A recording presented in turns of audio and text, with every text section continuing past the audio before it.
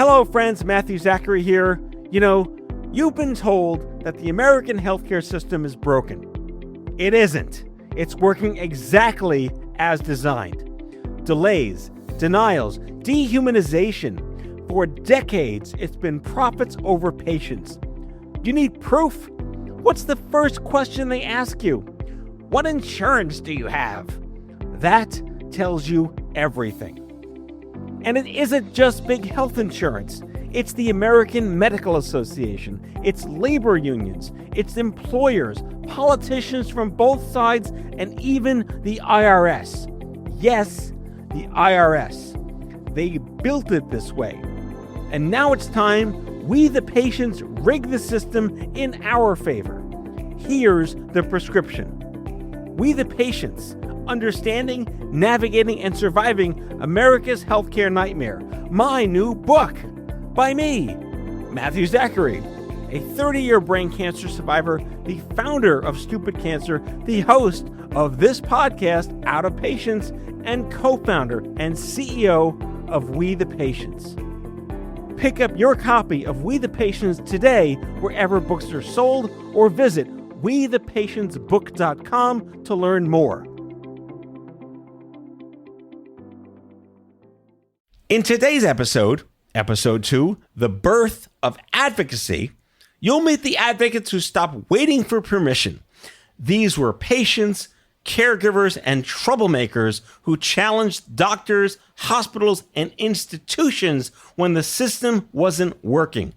Their efforts helped redefine what it meant to have a voice in your own care. If you'd like to learn more about this series, visit cancermavericks.com. And now, Episode 2, The Birth of Advocacy of the Cancer Mavericks, a history of survivorship. The Cancer Mavericks, a history of survivorship, is made possible, in part, by our signature partner, Amgen, committed to transforming new ideas and discoveries into medicines for patients with serious illness.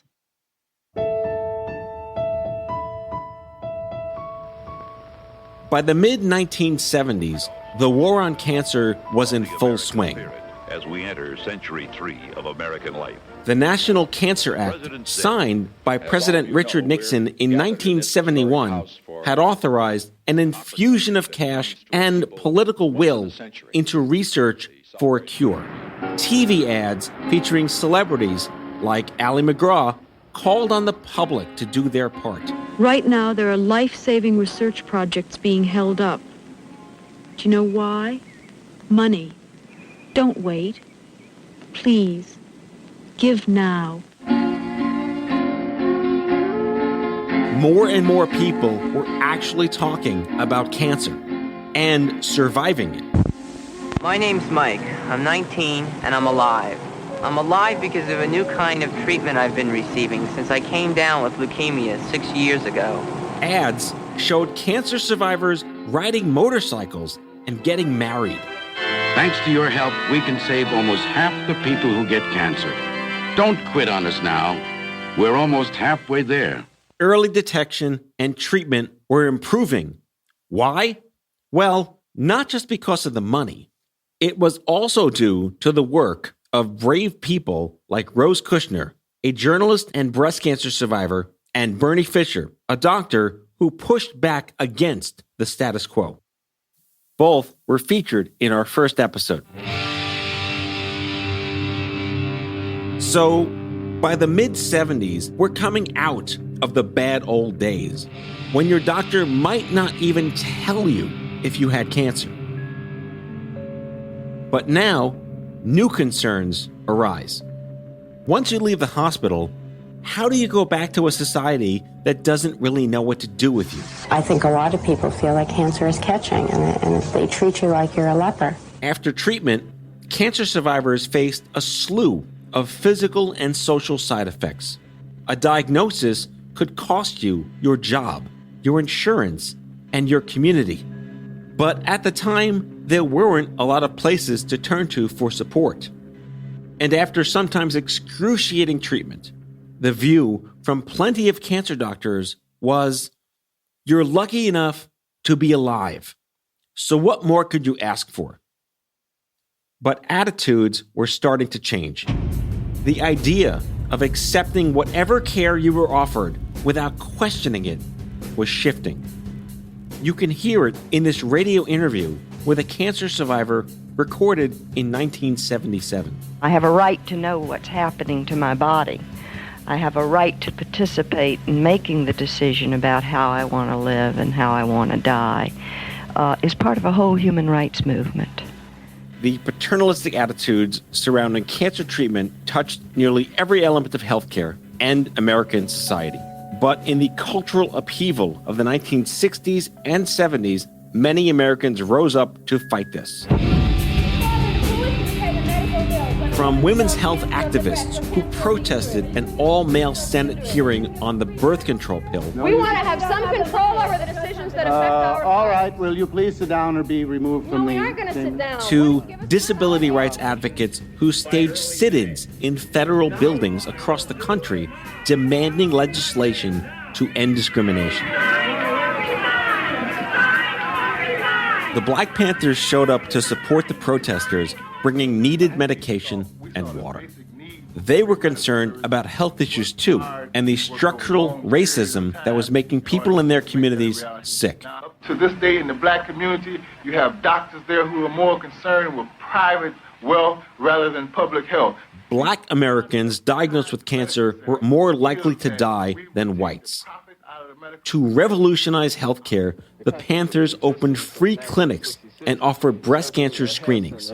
And the federal government, with all its wealth and resources, is not doing anything to attack the problem of inadequate health care in the United States of America. Meanwhile, in New York, a group of radical Puerto Rican activists called the Young Lords were fed up with deplorable conditions at Lincoln Hospital in the Bronx. We have seen children get lead poisoning while hospitalized at Lincoln Hospital. I mean, there was a joke in the neighborhood that if you got stabbed on this side of the street, crawl over to the other side so the ambulance wouldn't take you to Lincoln. Some of the doctors had come to Lincoln determined to change the system from within.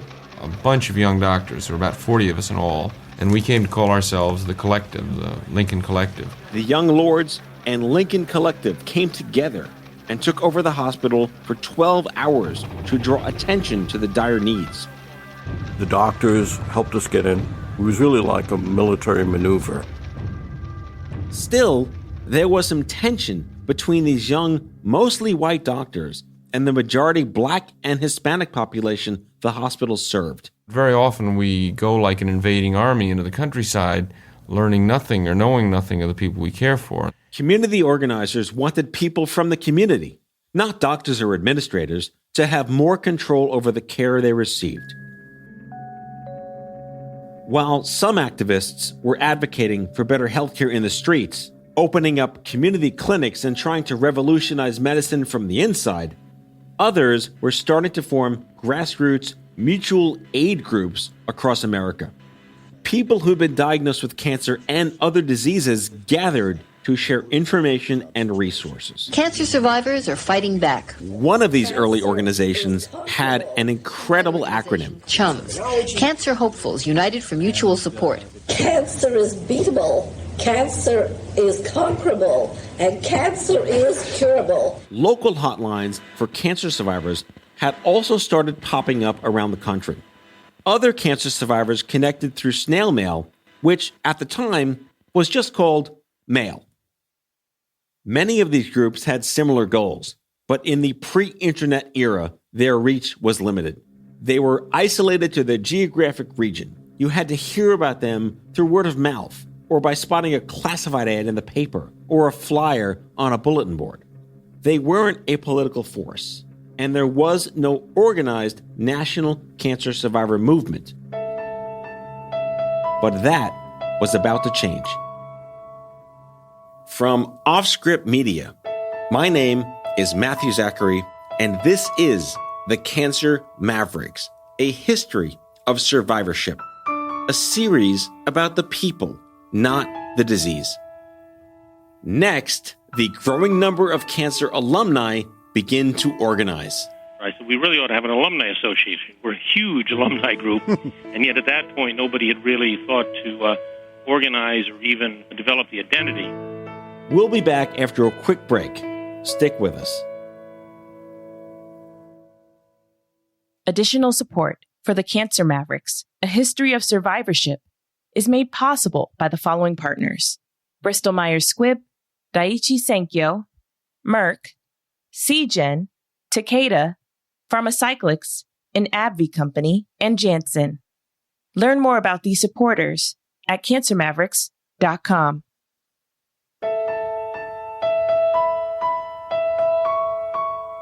Organizing a national coalition for cancer survivors before the internet was no easy task. Not that it's that easy today, but back then, you couldn't just Google cancer groups near me. But in the mid-1980s, two survivors with a shared vision found each other and sparked a national movement. Our producer, Susie Armitage, has that story. Fitzhugh Mullen was a young doctor from New York, steeped in the radical politics of the 60s and 70s. In medical school, he'd gone to Mississippi to volunteer with the civil rights movement. Remember those doctors working with the young lords to occupy Lincoln Hospital in the Bronx? He was one of them. Fitzhugh went on to write a book about these experiences, called White Coat, Clenched Fist: The Political Education of an American Physician. He spoke to the legendary journalist Studs Terkel about it in 1977. As soon as I got to medical school, I found myself rapidly being politicized. I found myself saying, well, why am I here? What am I doing? Why am I going to this anatomy lab when, young people are making history and changing the country?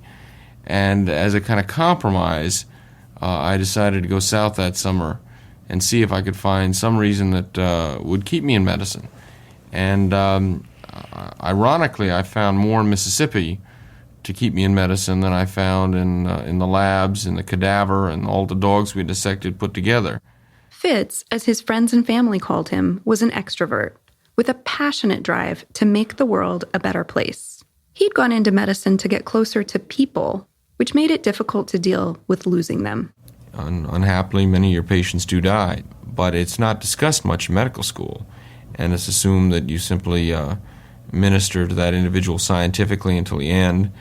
And I found it to be a far richer, trickier, and more troublesome interchange than simply making the announcement, I'm sorry, so-and-so has died, and then going on to the next patient. Fitz sounds calm here, young and healthy. But when this conversation was recorded, he had just faced the prospect of his own death, an unexpected cancer diagnosis at the age of 32. He was married with a 3-year-old daughter and serving in the National Public Health Service in Santa Fe, New Mexico. For the last few months, he'd been waking up with chest pains, and he had a persistent cough. Fitz had the technician take an x-ray of his chest just to make sure everything was okay. When he saw the film, he immediately knew something was wrong. There, in his right lung, was a white mass that he'd later describe as a hazy cauliflower. He took the x-ray over to the radiologist. It was only when I told them it was my chest x-ray and saw their demeanor radically change and them start to pull and choose their words very carefully with a clear kind of shudder in their voices, did the fear get to me that, oh my God, this was me and this was cancer. Soon, Fitz was on the operating table so doctors could get a better look inside his chest and see how far the cancer had spread. But then, things went very, very wrong. During the biopsy, the doctors accidentally cut a vein, and it began to bleed uncontrollably. They performed an emergency procedure to split his chest open and save his life. Once he was stable, they got around 60% of the tumor. But Fitz's fight was far from over.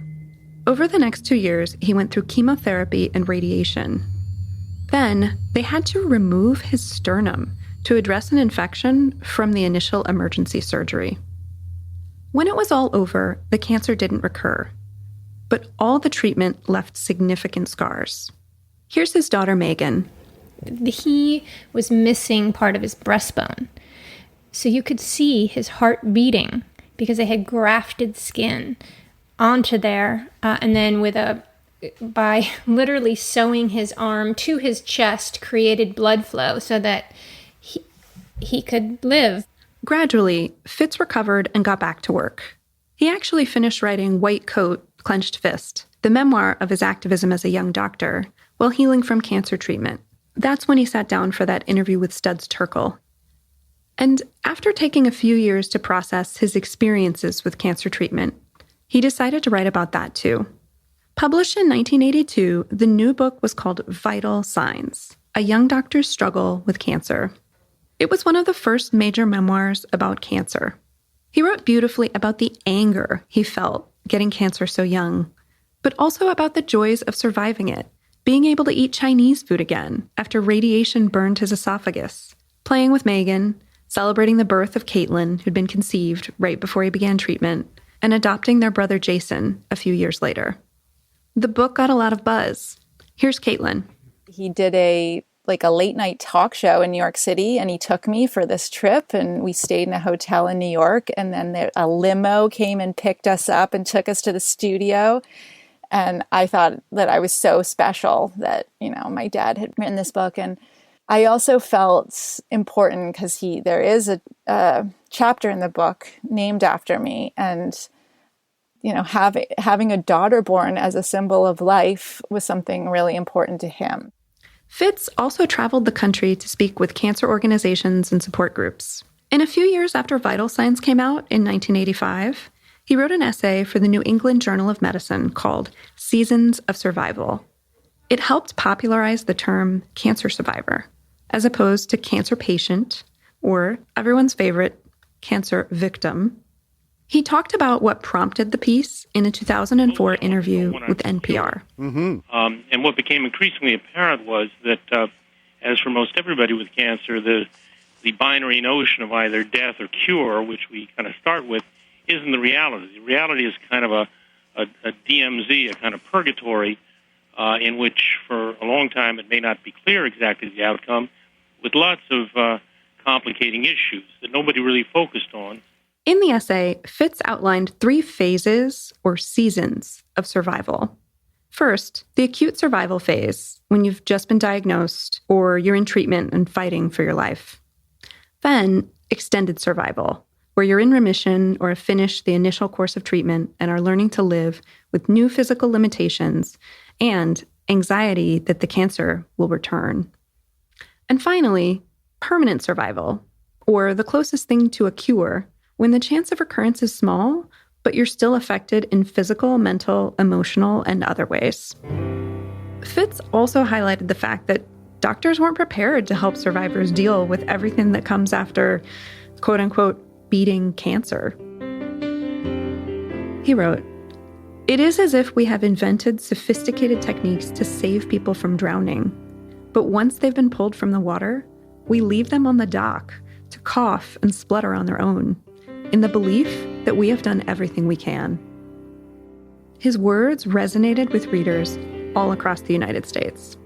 One of them was Catherine Logan, a survivor of cervical cancer, living in Albuquerque, New Mexico. Like Fitz, she'd worked for the civil rights movement in Mississippi and served as a Peace Corps volunteer in Puerto Rico. She was the daughter of a Presbyterian minister, and their family had hosted refugees.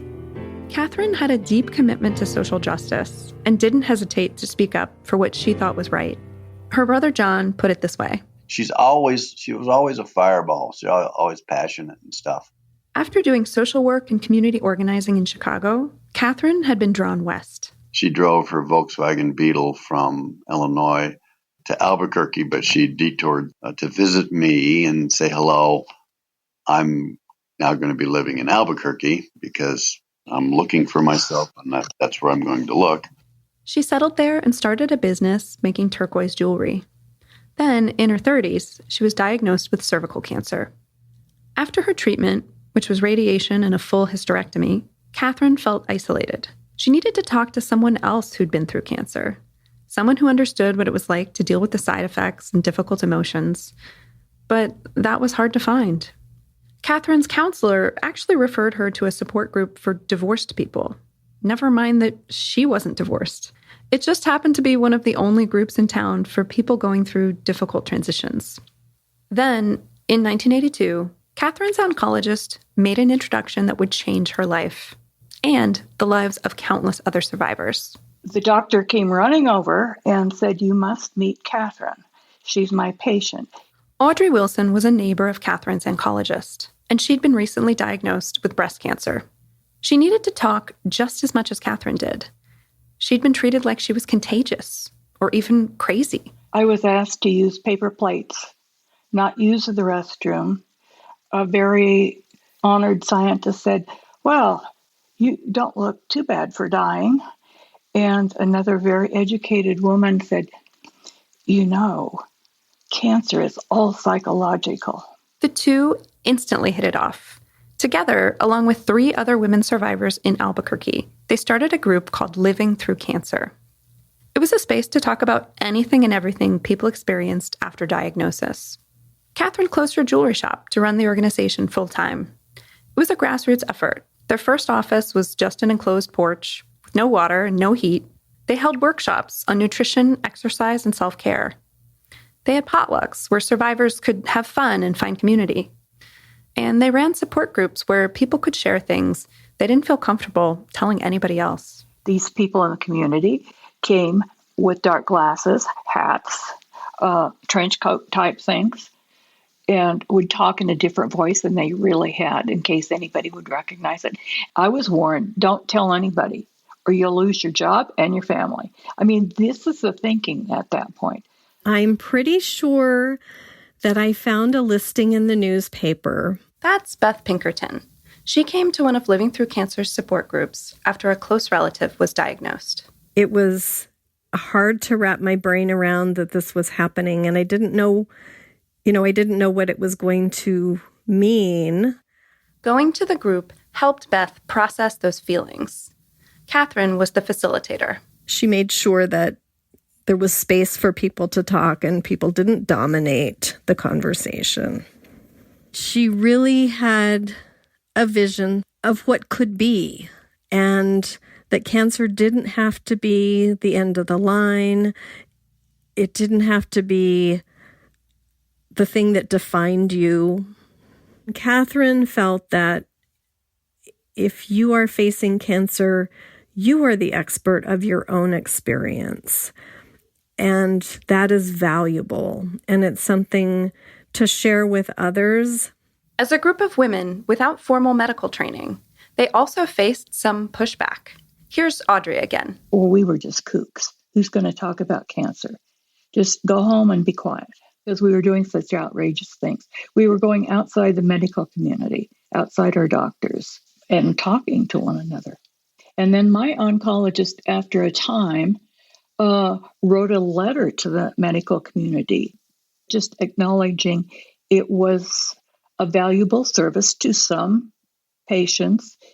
Any questions, they could call her. All the while, Catherine was networking from her makeshift desk on the porch, looking for allies. She was reaching out to everybody she knew, and from one person, she would get another list of contacts, and she would just quietly communicate with them, saying, "We are starting this organization. What could you tell us? What do you think we should be doing?" She would just inquire of them and their knowledge and their suggestions. And her brilliant mind knew how to comb through those. Catherine was already thinking beyond Albuquerque. So when she read Fitz's Seasons of Survival essay, one of the lines jumped out at her. We really ought to have an alumni association. We're a huge alumni group. A national alumni association to connect cancer survivors and all the support groups and organizations that were popping up around the country. Catherine knew that if organizations like hers got together, they could expand their impact, share best practices for peer support, and push for changes to the law that would really improve life for cancer survivors. So she wrote to Fitz about the work she was doing with Living Through Cancer and starting that Cancer Alumni Association. "Let's do it," she said. She didn't hear back at first, but Catherine wasn't about to let go of the idea. She followed up in person at one of Fitz's speaking events, and eventually she got him on board. With his contacts as a respected doctor and author, and her passion and perseverance, they made a really powerful team. So it was decided. they would convene the first meeting of the United States Cancer Alumni Association and start a national movement, truly the first of its kind. Catherine sent letters to 83 people and organizations working with cancer survivors to see if they wanted to join a national coalition. Those who were interested got an invitation. Come to Albuquerque. That was producer Susie Armitage. That meeting in New Mexico would become known as the Constitutional Convention of the National Cancer Survivorship Movement. We'll be back with that story after the break. The Cancer Mavericks, A History of Survivorship, is a product of Offscript Media, the first podcast network and educational publisher focused on health equity and patient advocacy. Learn more about our growing network of podcasts and critically acclaimed docuseries at offscript.com. That's offscript, no T.com.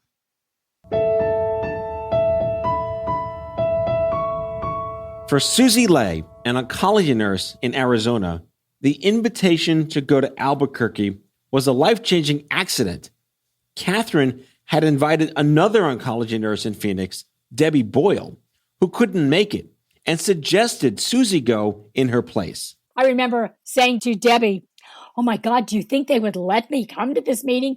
I can't think of anything more that I would want in my entire life than to go to a meeting of people with cancer." She'd been diagnosed with Hodgkin's in her 20s, shortly after she returned from a tour of duty as an Army nurse in Vietnam. Her end-of-service medical exam hadn't turned up anything unusual. I was essentially told, go live your life, you're out of the Army. Susie wasn't sure what she wanted to do next. She bought a Volkswagen bus and took some time to process what she'd been through and visit family. And 7 months later, I started coughing up some blood. Eventually, she was diagnosed with Hodgkin's and traveled to Palo Alto, California for treatment at Stanford. It was one of the best places she could have landed. At the university, Dr. Henry Kaplan had pioneered the use of life-saving radiation delivered via a powerful linear accelerator. She got a full course of MOP, an acronym for 4 kinds of chemotherapy drugs, and total nodal irradiation. The chemo would leave her infertile, a devastating side effect she learned about the same day the treatment was to begin.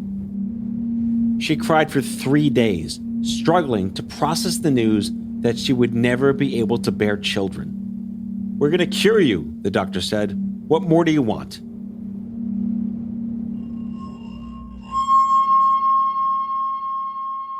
After she finished radiation therapy, Susie was cured. But what did that mean? She was in her 20s and terrified her cancer might return. And I remember saying, what can I do to keep this from coming back? The doctors didn't have much advice to offer. They suggested she move to a bigger city, near a university, an urban area would have better resources in the still new field of oncology, which barely existed in small towns like hers. Other than that, I was actually told, well, you could take a multivitamin. I'm sure he just wanted to tell me something so that I had something to grab on. And I even said to him, what brand of a multivitamin? I mean, I was grasping for anything. And there just was nothing. Susie recovered physically, but emotionally, I was an anxious wreck. And as she wrestled with the challenges of life as a cancer survivor, she found a new career as an oncology nurse. Caring for cancer survivors felt like a calling, but it also brought up a lot of strong emotions. Susie was giving chemo to patients with the same disease she'd had, and it was devastating when they didn't make it.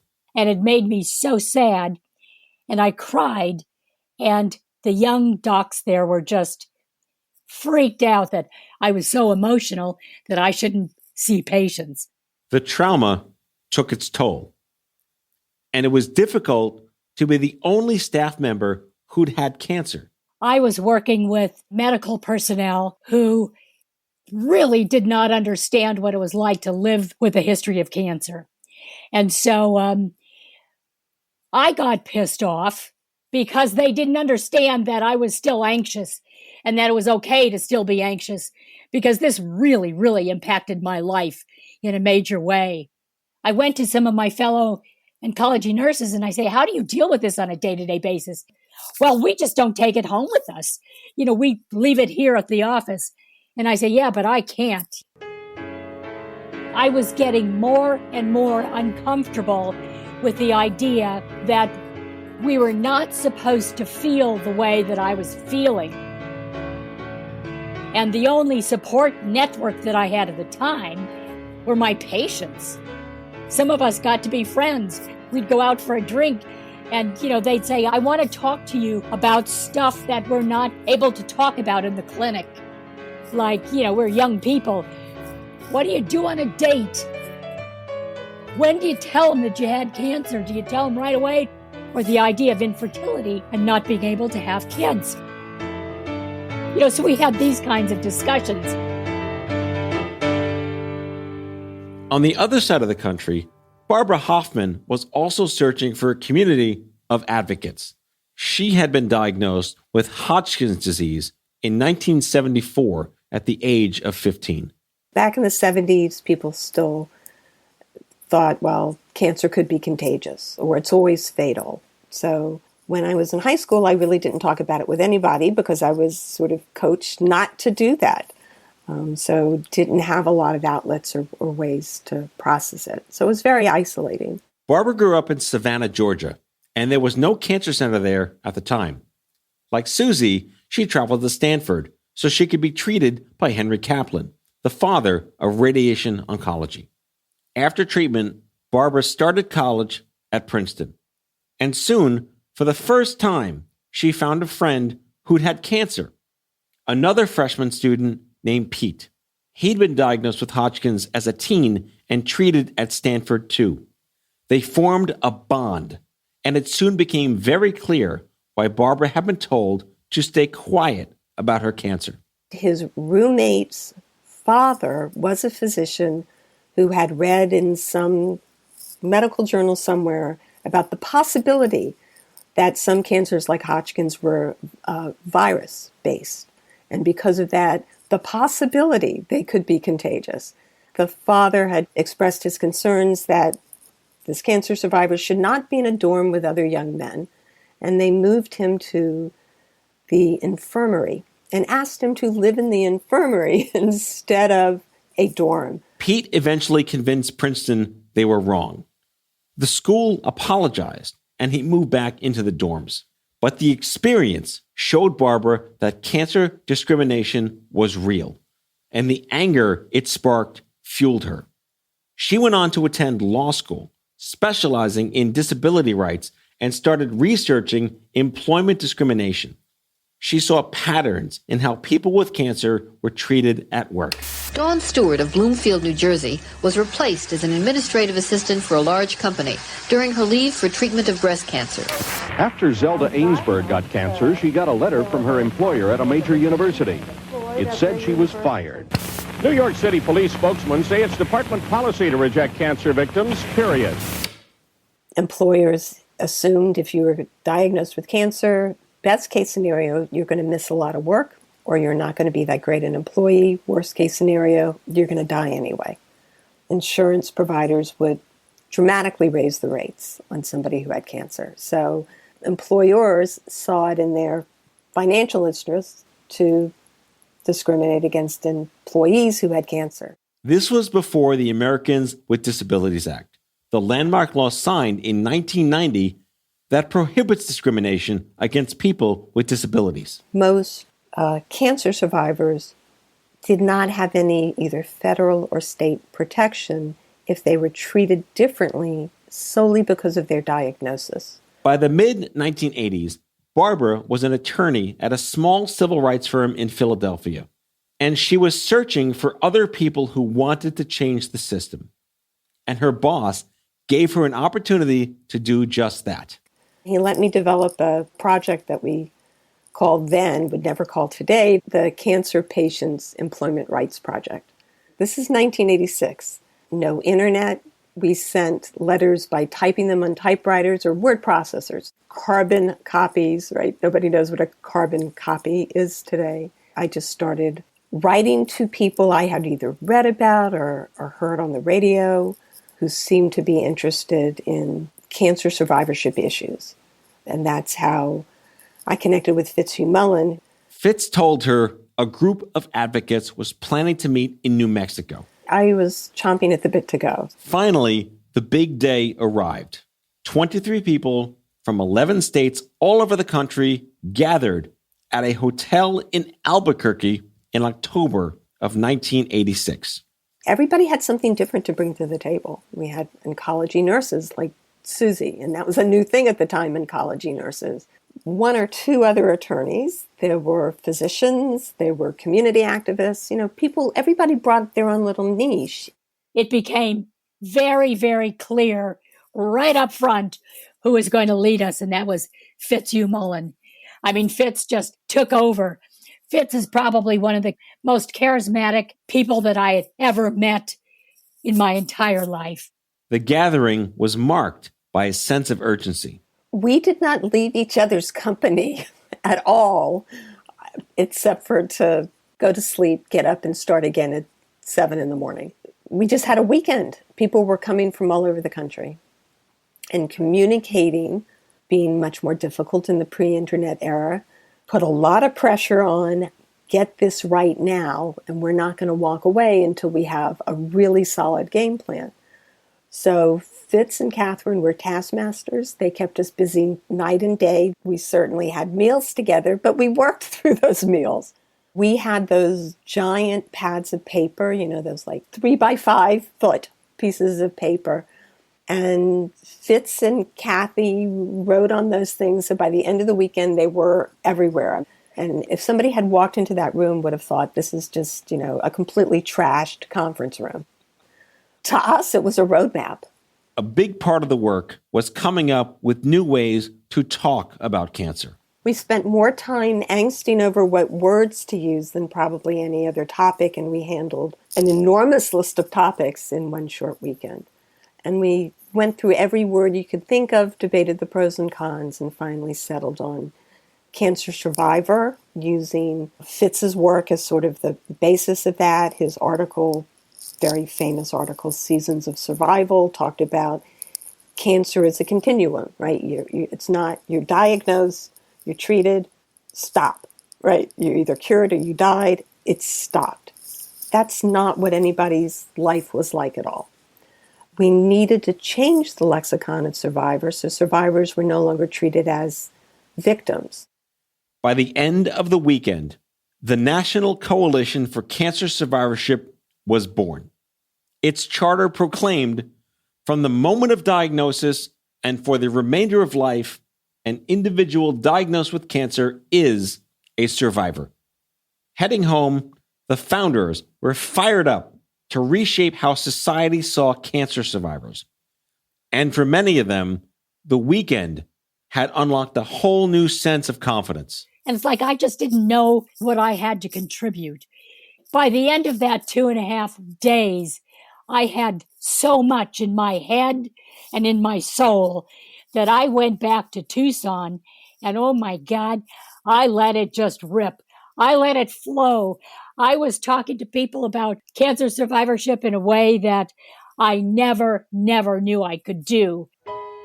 I didn't feel like I had a voice until I got with NCCS.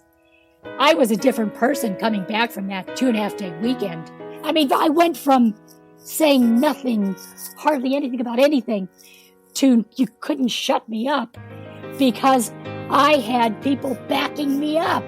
I had people saying, yeah, this is okay to feel this way. It cannot be understated that the energy that came out of that meeting would transform the way society thinks about cancer. And they were just getting started. Next time on the Cancer Mavericks. We are activists in an impassioned, embattled, and determined fight. We have created a new movement, a revolution to end this war. We demand access to quality care for all people and not the medically privileged. We demand an end to the politics of cancer. The Cancer Mavericks, A History of Survivorship, is a production of Offscript Media in partnership with Small Good Thing. The executive producer is Steve Lichtai. Our senior producers are Susie Armitage, Mary Rose Madden, and Andrew McDowell. Our associate producers are Mariah Dennis and Mara Laser. And our production assistant is Sophia Curzius. Sound design and mixing is by David Schulman, and our music is composed and performed by me, Matthew Zachary. For more information about this series, visit cancermavericks.com. That's cancermavericks.com.